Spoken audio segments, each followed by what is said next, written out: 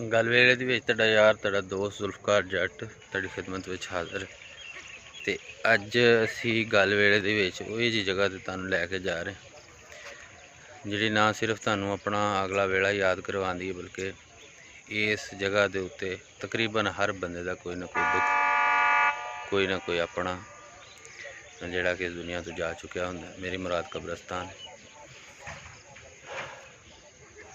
कब्रस्तान दे विच आके याद आंदा है कि किन्ने साडे अपने सी जेड़े कल तक ये समझते सी कि शायद उन्हें नहीं जाना इस दुनिया तो, लेकिन वो चले गए। अज यही कैफियत साडी है कि दुनिया ही सिर्फ साडे वास्ते वे, असी इत्थे पक्के आ गए, इत्थों ना असी जाना है और पक्का ही दिल ला के बह गए। अज आके देखी दा और इस कब्रस्तान स्पैशली ये मेरे घर के करीब है और इत्थे मेरे जिंदगी का सब तो बड़ा दुख इस कब्रस्तान के नाल जुड़िया है।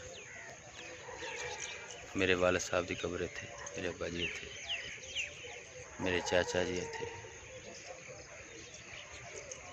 मेरा अच्छा खासा खानदान इत्थे दफन।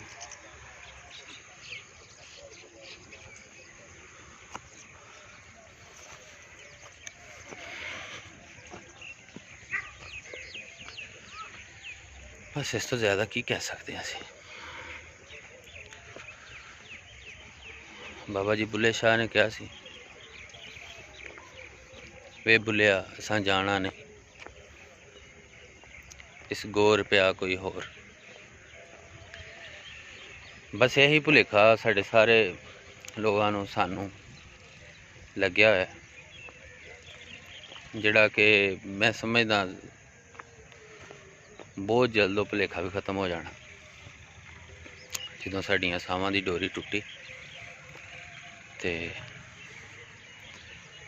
फिर असां भी इत्थे अपनी जगह लभनी कि साडा टिकाणा अब्बे होरां दे पैरां दे विच या साइड ते या सराहने वाले या इत्थे है भी है या कि नहीं है।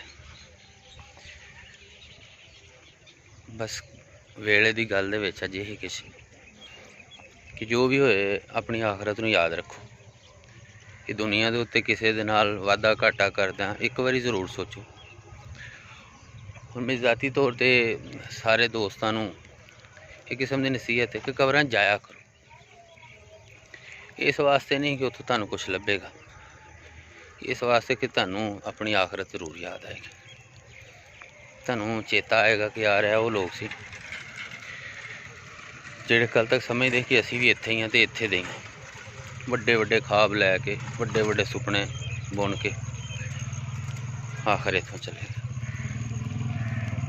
बस अज दा यही गल वेले दे विच।